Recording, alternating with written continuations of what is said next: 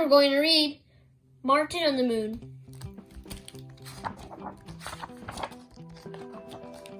My name is Martin. I wonder what their names are. If the girl in front of me had braids, she would look just like my friend Asina. I wonder what the teacher's name is. She has gray hair, the same color as my cat Happy, and she has pink cheeks just like Mum. But she doesn't have Mum's big smile. Mum's smile is as wide as the river. Last summer, she borrowed Uncle Abel's car, and we drove and drove so much that I got a little car sick, and we had to stop twice for bathroom breaks and sandwiches. The river is so far away, so beautiful. It's not like the empty blackboard behind the teacher. It's huge and full of water. Water that switches, water that splashes, water that nibbles at the sand and the rocks and then spits them out as seaweed and silky smooth pebbles and little blue shells that break if you're not careful. The river is always changing. Sometimes it's as smooth as glass, and if you have binoculars, you can see seals in the water. Sometimes it swells and roars and smells yucky.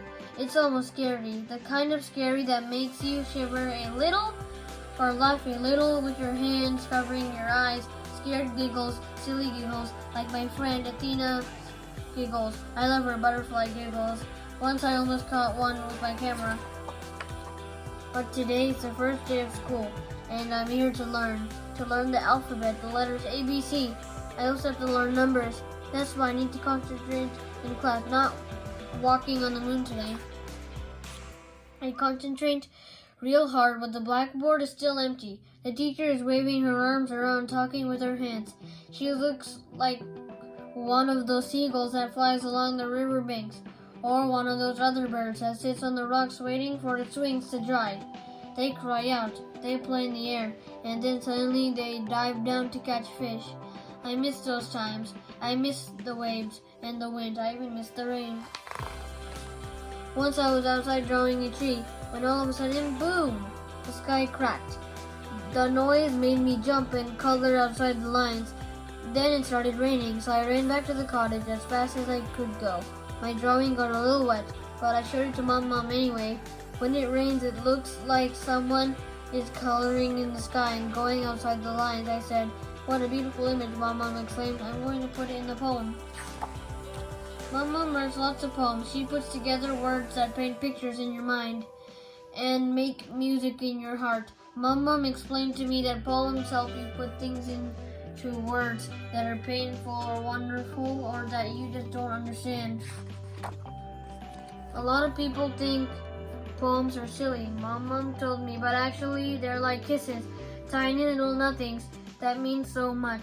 Oh, it would be so sad not to have kisses, butterfly kisses, scratched knee kisses. Suddenly I noticed the whole class is staring at me. "Where are you, Martin?"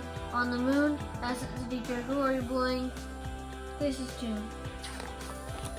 I blushed right into the tips of my ears, but the teacher is smiling a big smile, a smile as wide as the river.